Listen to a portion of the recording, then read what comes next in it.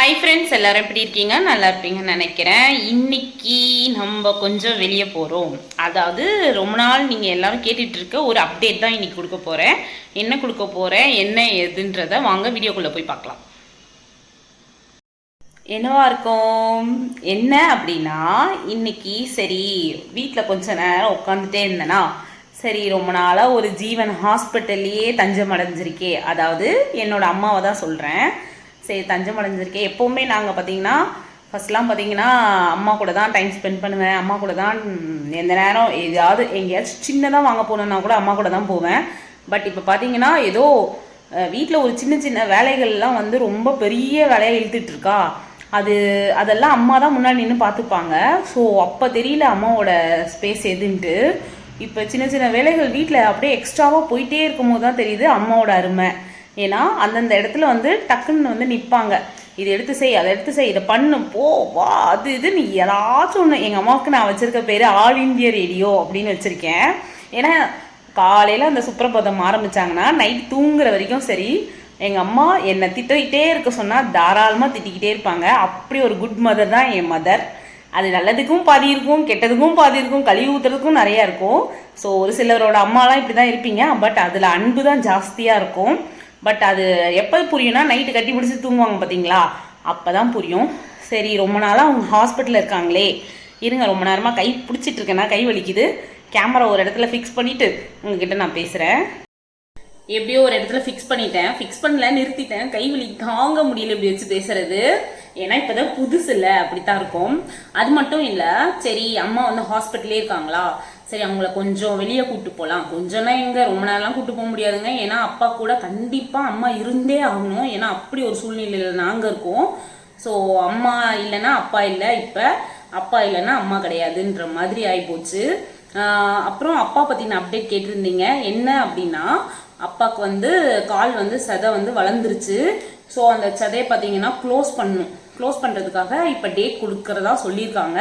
அது என்ன ஏதுன்றது நான் ஹாஸ்பிட்டல் போனதுக்கப்புறம் கண்டிப்பாக உங்ககிட்ட ஷேர் பண்ணுறேன். அம்மா பார்த்தீங்கன்னா டெய்லி அந்த ஹாஸ்பிட்டலில் சாப்பிட்றாங்க. அந்த ஸ்மெல்லு அது இது நான் நிஜமாகவே சொல்கிறேங்க. குறைஞ்சது நான் ஒரு கொஞ்ச நாள் 1-2 நாள் தான் நடுவில் போயிட்டு வருவேன். பட் அந்த டைமே அந்த ஒரு 1 hour அந்த 2 hours என்னால் அந்த இடத்துல கண்டிப்பாக ஜீர்ணிச்சிக்கவே முடியாதுங்க. அப்படி ஒரு ஸ்மெல் வரும். நான் இப்படி சொல்கிறேன்னு தப்பாக எடுத்துக்காதீங்க. ஏன்னா எங்கள் அப்பாவும் அந்த இடத்துல தான் இருக்காங்க. ஏன் அப்படின்னா எல்லாருக்குமே கால் அழுகி போயிருக்கும். எல்லாருக்குமே அந்த அழுகுன ஸ்மெல் வந்து பார்த்தீங்கன்னா கண்டிப்பாக சொல்கிறேன் ஜீர்ணிச்சிக்கவே முடியாது. கடவுளை கண்டிப்பாக டாக்டர் மூலியமாக தான் என்னாலலாம் பார்க்க முடியுது. கண்டிப்பாக உண்மையாக சொல்கிறேன். ஹாஸ்பிட்டலில் போய் அட்மிட் ஆகுறதுன்றது ஒரு விஷயம்னா, ஹாஸ்பிட்டல் நம்ம கூடவே இருந்து பார்த்துக்கிறாங்க பார்த்தீங்களா, அவங்களோட நிலைமை நிஜமாவே சொல்கிறாங்க பரிதாபத்துக்குரியது தான்.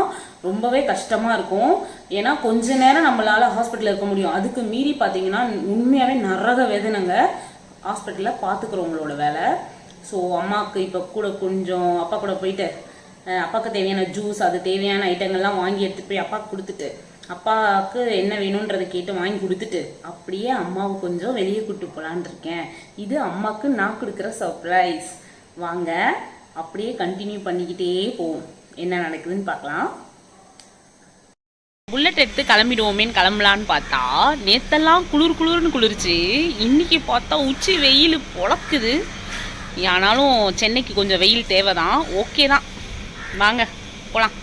பார்க்குறேங்க. ஹெல்மெட் நான் எப்போ மாட்டிட்டு போகிறனோ அப்போ போலீஸ் இருக்கவே மாட்டுறாங்க.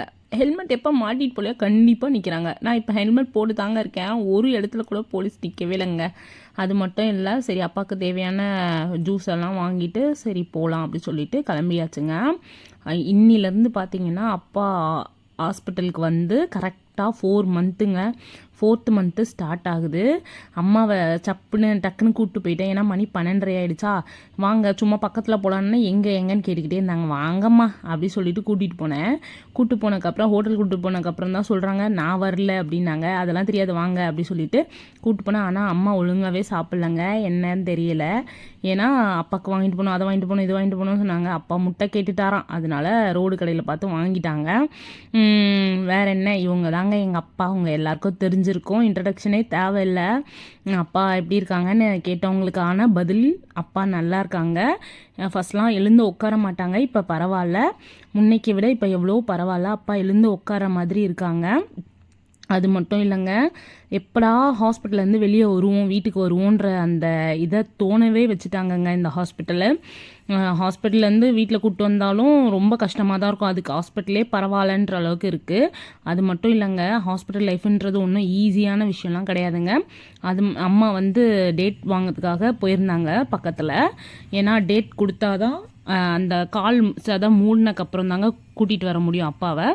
ஏன்னா அப்புறம் அந்த ஆப்ரேஷன் முடித்தோம் ஒரு வாரம் வச்சுருப்பாங்கன்னு நினைக்கிறேன். வச்சுருந்து அதுக்கப்புறம் புண்ணு ஆறுனக்கப்புறம் வீட்டுக்கு வந்துடலாம் அப்படின்ற ஒரு ஹாப்பினஸ் உங்ககிட்ட ஷேர் பண்ணிக்கிறேங்க. அப்பாவுக்கு அந்த முட்டை ஆம்லேட்டை ரோடு கடையில் எப்படியாவது வாங்கிடணும் தான் புருஷனுக்கு சொல்லிவிட்டு எங்கள் அம்மா வாங்கிட்டு வந்தாங்க. என்னதான் இருந்தாலும் சொல்கிறேன், எங்கள் அம்மா சின்ன பிள்ளையிலேருந்து நான் பார்த்துட்ருக்கேன். அதாவது நான் சின்ன பிள்ளையிலேருந்து எங்கள் அம்மாவை பார்த்துட்ருக்கேன். அப்பா சாது இங்கே வா, சாது இங்கே போன்ட்டு அப்பா 100 முறை எங்கள் அம்மாவை கூப்பிடுவாருங்க. சின்ன சின்ன விஷயத்துக்கெலாம் கூப்பிடுவாங்க. அப்பத்துலேருந்து இந்த அன்பு எப்போவுமே குறையில. சரி ஓகே, கிளம்பியாச்சு. அம்மாவுக்கு பாய் சொல்லிவிட்டு வர வழியில் பார்த்தீங்கன்னா ஒரு பாட்டி கீழே உட்காந்துட்டு இருந்தாங்க. எனக்கு பசிக்குதுமான்னு சொன்னாங்க. பக்கத்தில் இருக்க கடை பார்த்தா ஒரு கடையும் இல்லை. சரி பிரெட் பாக்கெட் வாங்கிட்டு அந்த பாட்டி கொடுத்தேன். அந்த பாட்டி சாப்பிட்டுட்டு நல்லா இருமான்னு சொன்னாங்களா, எனக்கு அப்படியே ஒரே ஹாப்பினஸ் பொங்கிடுச்சுங்க. ஹாஸ்பிட்டல்லேருந்து வந்தாச்சுங்க.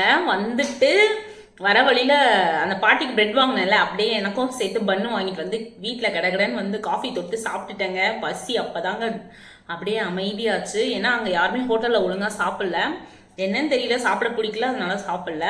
அது மட்டும் இல்லைங்க, நான் வந்து சின்ன பிள்ளையிலேருந்து அம்மாவையும் அப்பாவையும் பார்த்துருக்கேன். அம்மா எப்படின்னா, அப்பா ஒரு குரல் கொடுத்தா அப்படியே ஓடுவாங்களே, ஏதோ புதுசாக கல்யாணம் ஆனவங்க ஓடுவாங்களே, அந்த மாதிரி இப்போ வரைக்கும் எங்கள் அம்மா அதே பண்ணிகிட்டு இருக்காங்க. நானும் கேட்பேன், ஏம்மா இப்படி இருக்கீங்க அப்படின்ட்டு. கடைசியில் இப்போ எங்கள் அப்பா ஒரே இடத்துல உட்காந்தாலும் எங்கள் அம்மா அதே அட்டென்ஷனை கொடுக்குறாங்க. என்னால் அதை உண்மையாகவே சொல்கிறேன், எங்கள் அம்மாட்ட வந்து நான் அதை கற்றுக்கணும்னு நினைக்கிறேன். பட் அது கண்டிப்பாக நமக்கு சுட்டு போட்டாலும் வராது. ஏன்னா அப்பா அம்மா அப்படின்றது ஒரு சின்ன விஷயங்களாக இருக்கட்டும், எதுவும்னே ஏய் சாது, ஏ சாது, ஏ சாது, ஏ சாதுன்னு ஒரு தண்ணி இங்கே தாங்க இருக்கும். ஆனால் எங்கள் அப்பா எடுத்துக்க மாட்டார். ஏ சாது அந்த தண்ணி எடுத்தா, ஏ சாது மாத்திரை எடுத்தா, ஏ சாது சாப்பாடு போடு, ஏ சாது டவல் எடுத்துருவா, ஏ சாது அதை எடுத்துட்டு வா. எங்கள் அம்மாவோட பேரை உச்சரிச்சுக்கிட்டே இருப்பாருங்க. ஆனால் ஒரே இடத்துல தான் உட்காந்துருப்பாரு, அதாவது நடக்கும் போதே. ஓகேவா? இப்போ எங்கள் அப்பாவால் நடக்க முடியாதுன்றது உங்கள் எல்லாருக்கும் தெரிஞ்சிருக்கும். ஆனாலும் எங்கள் அப்பா ஃபஸ்ட்டு எப்படி இருந்தாரோ அதே மாதிரி தாங்க இப்பயும் இருக்காரு.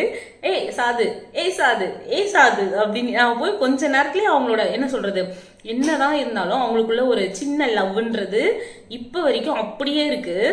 அதை பார்க்கவே உண்மையாகவே சந்தோஷமாக இருந்துச்சுங்க. இவ்வளோ நேரம் என் வீடியோவை பொறுமையாக பார்த்ததுக்கு ரொம்பவே நன்றிங்க. தேங்க்ஸ் ஃபார் வாட்சிங். அது மட்டும் இல்லைங்க, ப்ளீஸ் லைக் பண்ணுங்கள், ஷேர் பண்ணுங்கள், கமெண்ட் பண்ணுங்கள், சப்ஸ்கிரைப் பண்ணுங்கள், பக்கத்தில் இருக்க பெல் ஐக்கானை கிளிக் பண்ணிக்கோங்க. தேங்க்ஸ் ஃபார் வாட்சிங். பாய்.